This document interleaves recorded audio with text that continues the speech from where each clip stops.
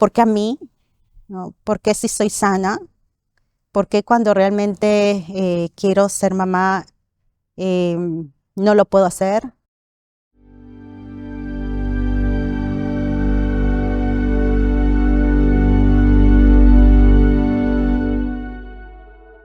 Hola, mi nombre es María Esther y el día de hoy les voy a contar mi testimonio.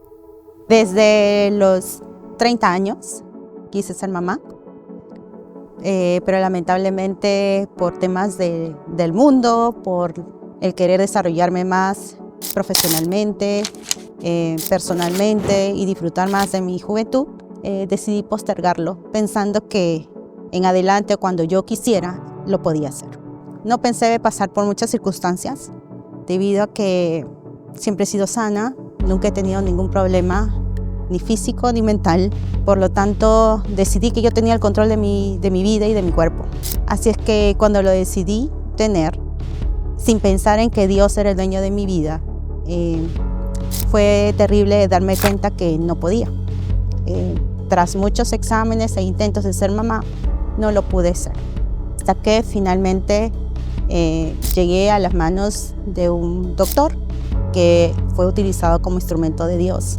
En primer lugar, tuve un problema en las trompas de falopio, en donde lamentablemente yo misma segregaba una hormona que ocasionaba que no pudiese concebir y me denominaron ser una mujer estéril. Cuando empecé a tener el tratamiento para ello, tuve que pasar por muchas pruebas muy invasivas, algunas dolorosas, tanto así que una de las pruebas era con una carta en donde no se tenía que dar ningún tipo de reclamo, y si durante la prueba tú tenías mucho dolor o resistías a terminarla, lamentablemente tenías que volver a esperar un nuevo periodo para volver a iniciarla. Gracias a Dios nunca pasó eso, lo pasé y fue la primera de tantas personas que no le dolió absolutamente nada, ¿no? Posteriormente a ello, pensé que yo pasaba esa terrible prueba. Descubrieron que además tenía miomas, entonces tuvimos que volver a intervenir. Bueno, finalmente el doctor pudo ayudarme también con el tema de los miomas y algunos quistes. Tuve endometriosis y finalmente el doctor me comentó que si con estas intervenciones no podía concebir, pues realmente ya no había ningún otro canal para hacerlo. Dentro de los pensamientos era ¿por qué a mí? ¿No? ¿Por qué si soy sana? ¿Por qué cuando realmente quiero ser mamá no lo puedo hacer? ¿Por qué si soy una persona buena y he ayudado a muchas personas me pasaba esto? Inclusive cuando pasaba por la calle y veía de pronto personas indigentes con niños pidiendo limosna, yo reclamaba y decía, Señor, ¿por qué ellos sí? ¿Por qué yo no?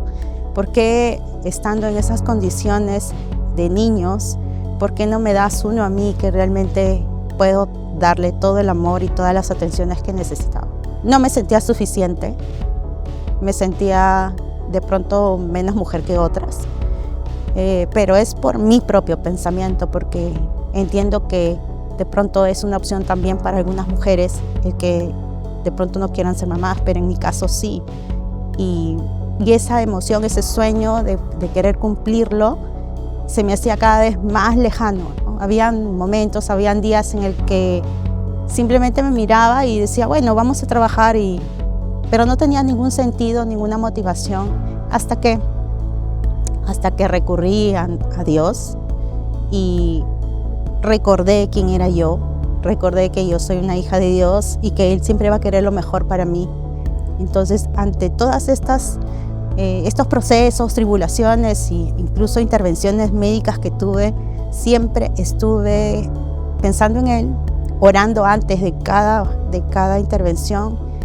Y cada vez que yo salía de una prueba, lo único que hacía era ir al baño de la clínica y alabar y arrodillándome, dándole gracias a Él por haberlo pasado.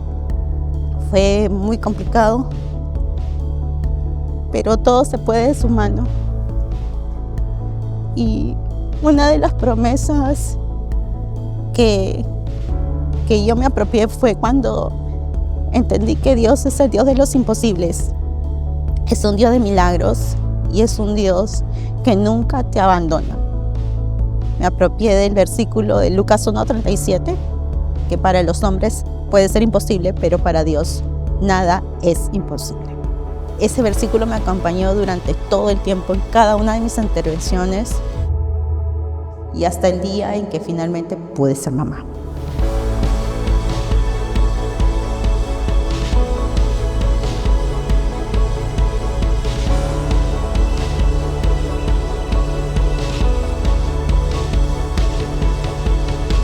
Una vez que nació Rafaela, normalmente hacen que los niños pasen un tamizaje prenatal, o sea, postnatal, perdón. Y allí es donde ella es diagnosticada con fibrosis quística.